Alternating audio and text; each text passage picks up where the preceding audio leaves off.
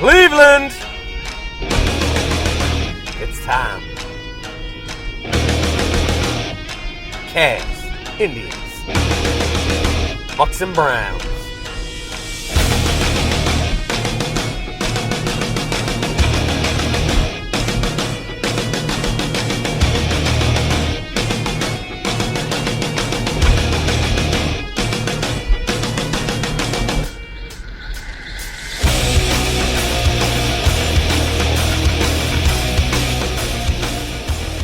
What up, what up, what up, what up? Welcome in to C-Town Sports Talk live here on CTST Radio, simulcast on Mixler.com/CTST Radio, and on Spreaker. That's right. We're all over the place now. You can find us just about anywhere at any time. I am your host, the self-proclaimed C-Town Sports Guru, Jeremy Somerville. Fighting through a little cold here, so you might have to give me the benefit of the doubt here on my voice. It's a little off compared to where it should be, so I'm going to go in and out from time to time. I'll sound a little scratchy, but you know what? Just like anyone in Cleveland, fight through it, because that's what we do. But tonight, Saturday night, the eve of Super Bowl 50, the biggest Super Bowl of all time, right? It's the Golden Super Bowl. It's the biggest one, or so they want us to think. Between the Carolina Panthers and the Denver Broncos. We'll talk about that. We'll talk about some Cleveland Cavaliers basketball. We'll talk maybe a little bit of Indians if I can squeeze it in here. We only got a half hour for the show tonight. If you want to jump in on the show or have anything to say, if you're listening out there, listening to a playback of it or something, hit me up at Somerville, SOMERVILLECLE on Twitter. Find us on Facebook, facebook.com/The Cleveland Sports Bulletin, which is my website. You want to check out some articles on there, clevelandsportsbulletin.com. You can also find me on the LakeCountySentinel.com, where I am the Cleveland Browns beat writer.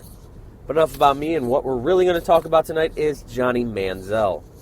Yes, the former Heisman Trophy winner from Texas A&M, the Cleveland Browns' number one pick, first-round pick, 22nd overall in the 2014 draft, the guy that they thought would be the guy to turn it around.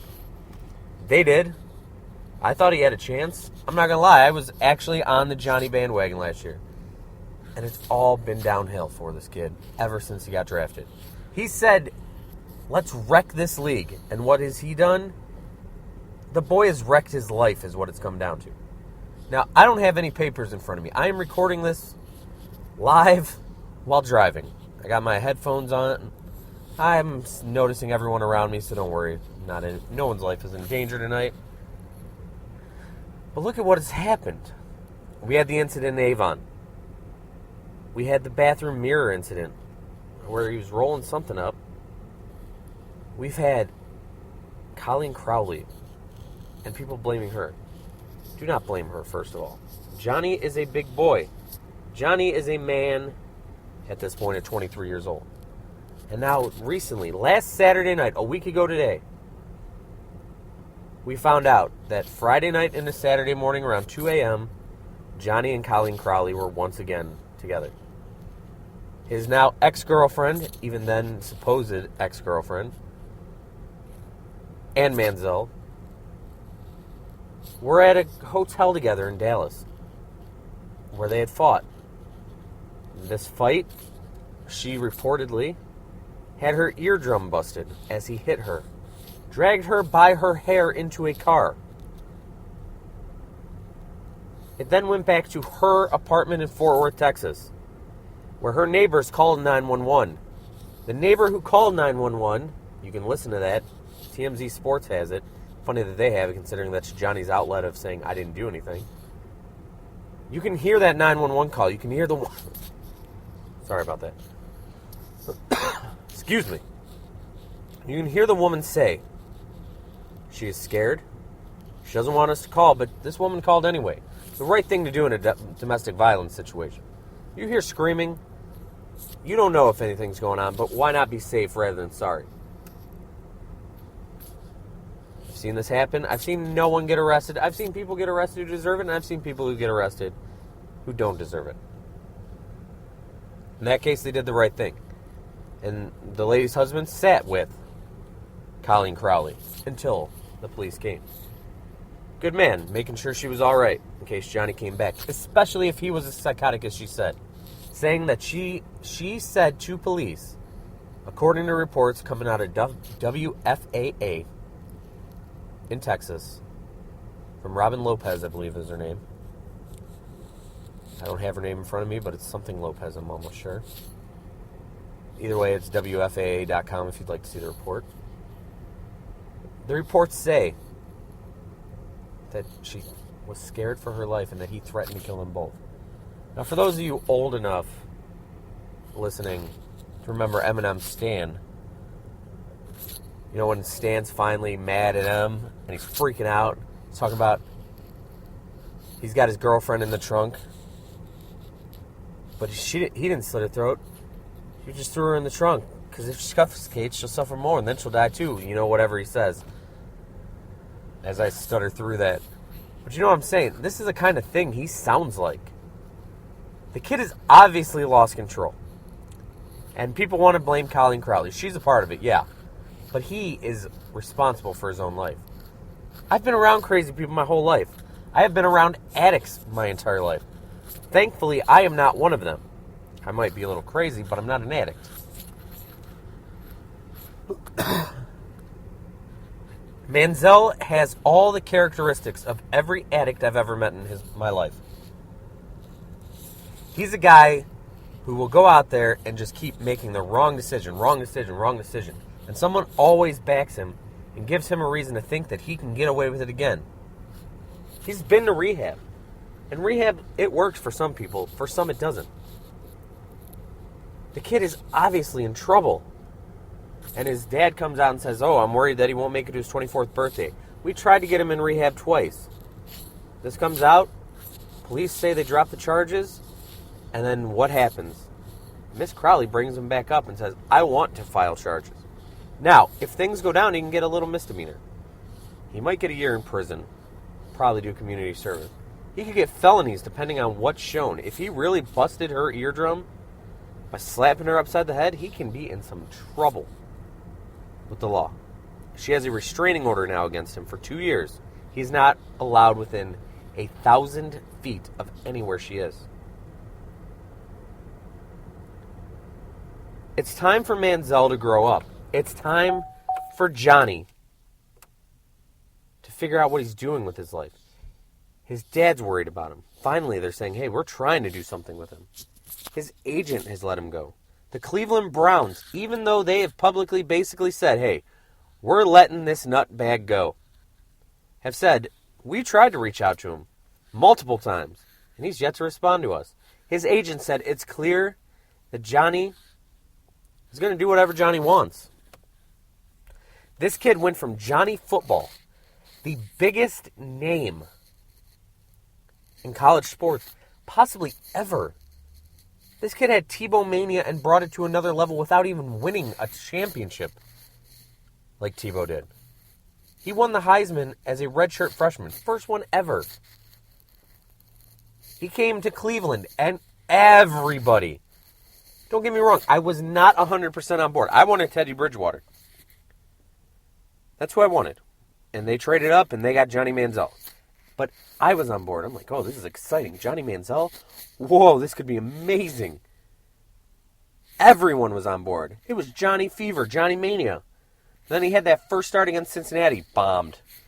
And the game against Carolina, bombed. But then this year he came back. Came in as Josh McCown got hurt, game 1. Played pretty decent. Couple bombs, actual bombs, not bombing the game. Couple bombs to Travis Benjamin. And then the Titans game. Home. Oh, no. Here comes Brian Arakpo. Spin move. Johnny throws the ball deep. Touchdown, Brownies. That's how that went. A play like, oh my goodness, we've never seen anything like this. That was Johnny Football. We saw flashes of what this kid could be. Did we see enough That he deserved a shot to start next year? Absolutely. But he can't stop putting his head in his ass. If this kid could have pulled his head out of his ass, he would still be here next year. But he never did. He doesn't care. He's an addict. What he's addicted to, drugs, alcohol, sex, trouble, I don't know what it is. But he has all the traits of every addict I've ever met. And it will continue to be that way until people start forcing him to commit to being a better person, to have to deal with the repercussions for the things he has done. Stop bailing him out. Stop letting Johnny Rich Kid show. This needs to change as soon as possible. Not just for his football career. Not just for Johnny. Not just for the safety of Colleen Crowley. Not just for his family. But for everyone who has ever known Johnny Manziel, who cares about him. I think he's fucking crazy, to be honest with you. And excuse me for cussing there, but jeez. He's lost his mind. I have talked to Johnny Manziel. I have met Johnny Manziel covering the Browns. I was lucky enough to interview him one time, have a few seconds with him. I really wanted to like him. He really seemed like a genuine kid. And then I realized he says everything we all want to hear. Another huge trait of an addict. And then continues to make the same idiotic mistakes. But at this point, it's like, I don't want to see Johnny blow up. I don't want to see him drive off the side of a bridge stand style. I don't want to see him end up OJ and kill his wife or girlfriend or something. This is not what I don't want to see him overdose in a hotel room. I don't want the Johnny Manziel 30 for 30 or A Football Life to be a story of what could have been. The kid is still only 23 years old, and I call him a kid, but he's a man. He is a grown-ass man, and he needs to act like it. And I look at these things, and I'm worried about him personally. I worry about him because I see destructive addicts. I have seen people die due to their addictions and being pushed too far and pushing themselves too far. They weren't able to fight their demons. I've lost good friends that way. And it sucks. And I hope Johnny does not end up like that. But at this point, it would not surprise me at all if one day I wake up and I see tweets, breaking news, Johnny Manziel dead at 23 years old. I don't know if he's on anything. I can't tell you that for sure.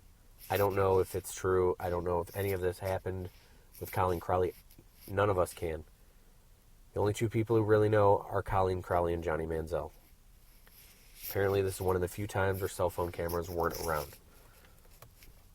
But regardless, even if he's not addicted to something, he needs to put himself in better situations. And before I get off this subject, Deion Sanders and other people who blame Colleen Crowley for what Johnny Manziel has become, you should be ashamed of yourselves.